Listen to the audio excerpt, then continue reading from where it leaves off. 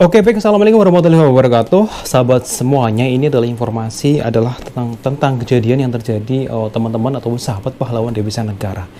TKI ku malah, TKI ku sayang. Ini adalah berita yang banyak diposting di beberapa media. Ini adalah daftar dari sahabat pahlawan Devisa Negara yang gugur ataupun wafat ya, meninggal. Ada juga yang dianiaya majikan, ada yang menderita luka bakar, hingga bahkan ada yang dibunuh.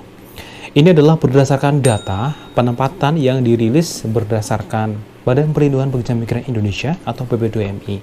Jadi ada Pekerja Migran Indonesia atau PMI atau Tenaga Kerja Indonesia atau TKI pada tahun 2022 atau sampai Maret itu tercatat ada 10.000 lebih ya, ini orang ya. Jadi jumlah tersebut itu ada sebanyak 5.900 itu orang bekerja secara resmi atau formal, dan sedangkan di sektor informal itu ada 4.900. Data BPDMI juga mengungkap ada 177 pengaduan yang dilayangkan PMI di tahun ini. Ini dengan kasus beragam ya, mulai dari perekrutan ilegal, gaji tidak dibayar, hingga pendapatan tindak kekerasan dari majikan mereka. Nah, kasus kekerasan terhadap TKI oleh majikan ini sudah sering terjadi, diantaranya bahkan mengakibatkan terenggutnya nyawa terenggutnya atau sampai meninggal ya dari TKI itu sendiri. Ini terjadi pada tahun 2017 lalu. Ini TKI bernama Sarafiyah binti M. Saleh, usia 27 tahun ini. Beliau ini meninggal setelah dianiaya majikannya. Nah, perempuan asal desa Mumbu, kecamatan Moja, Dompu, Nusa Tenggara Barat ini bekerja di Dubai.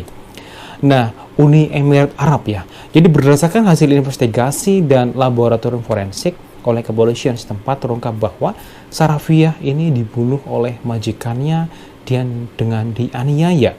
Nah, Sarafiyah ini meninggal pada 16 Februari tahun 2017, sementara hasil investigasinya ini baru keluar sebulan kemudian. Nah, jenazah Mbak Sarafiyah ini tiba di kediamannya di Desa Mumbu pada Maret 2017. Ini disambut oleh keluarga dengan isak tangis karena sedih ya, yang mana peristiwa meninggalnya Sarafiyah ini akibat dianiaya majikan itu sendiri. Sedangkan menurut KJRI Dubai, ini akan dibawa ke mahkamah Dubai sendiri. Jadi keluarga ini menyerahkan sepenuhnya kepada pemerintah untuk menjalankan proses hukum yang diperlukan. Jadi selain meminta agar pelaku dapat hukum seberat-beratnya, pihak keluarga juga menuntut hak asuransi dan ganti rugi. Diketahui Mbak Sarafiyah ini baru 9 bulan ini bekerja di Dubai, yaitu baru 9 bulan, berarti belum lama banget ya. Nah, kemudian ini ada juga kasus yang terjadi pada tahun 2018 ini, yang mana pada bulan Februari ya, ada yaitu bernama Mbak Andelina Jemira. Ini meninggal usia 21 tahun, ini dirawat di Rumah Sakit Bukit Martajam, Malaysia. Ini perempuan. Nah, sehari sebelumnya ini Mbak ini didapati pihak kepolisian ini berada di teras depan rumah di Taman Kota Permai, Bukit Martajam, Panang, Malaysia.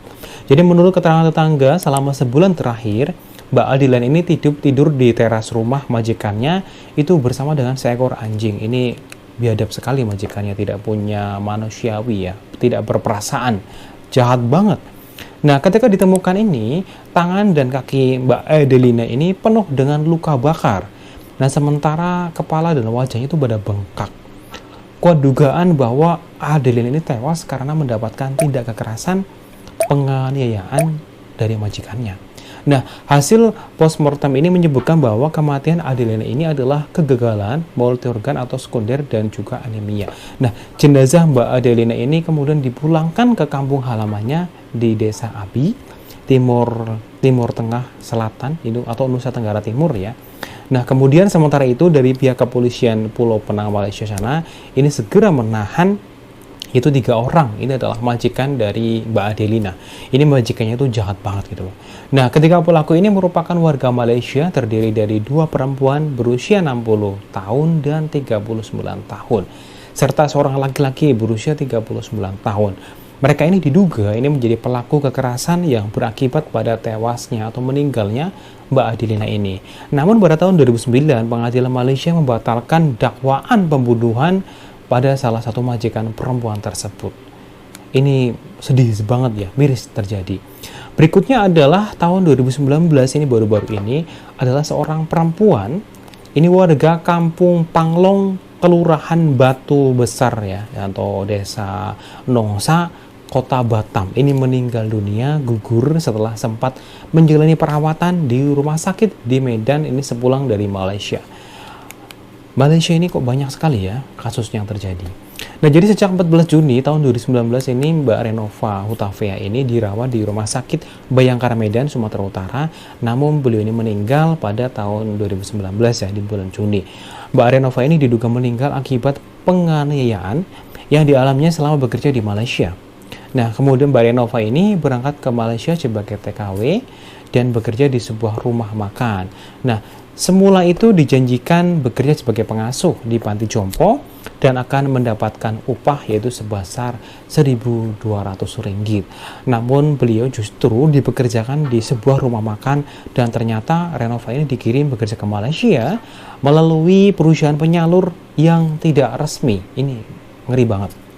Selama bekerja ini beliau ini diduga dianiaya oleh majikannya di Malaysia dan kemudian meninggal dan menyeret nama, itu ada Haris Darsini, 38 tahun, warga Tanjung Sangkuang, Batu Ampar, Batam, yang berperan sebagai bandar TKI ilegal ke Malaysia yang memberangkatkan Mbak Renova tersebut. Jadi ini beliau diseret dan ditindak lah ya, karena kejadian tersebut ini memang sangat memprihatinkan dan mengerikan sekali. Itu makanya ke teman-teman semuanya, harus berhati-hati ya ketika ingin bekerja ke luar negeri. Cek dulu agensinya dan semuanya, maupun saudara-saudaranya misalnya punya saudara yang akan mencoba bekerja ke luar negeri dengan jalur yang tidak resmi. Ada sekarang itu Badan Perlindungan Pekerja Migran Indonesia atau BPDMI sekarang lagi bagus-bagus banget ini, gencar-gencarnya itu menumpas agensi-agensi yang memberangkatkan TKI secara ilegal. Ini sekarang kalau ada laporin aja, nanti akan diusut secara hukum ya, karena pemberangkatan TKI secara ilegal itu sangat merugikan dan ini bahaya banget ya, bahaya sekali dan rentan sekali karena ini lemah sekali terhadap hukum. Udah bekerja ke negara orang, kemudian ilegal di sana, kalau ada apa-apa itu agak susah ngurusnya ya. Jadi untuk teman-teman semuanya, mohon berhati-hati, jaga kesehatan selalu, dan untuk pahlawan devisa yang sudah gugur, semoga amal ibadahnya diterima dan ditempatkan di surga ya, yang indah, Masya Allah. Oke, terima kasih semuanya, semoga lancar selalu dan semuanya dimudahkan. Tetap berhati-hati dan salam sukses untuk seluruh TKI yang ada di dunia.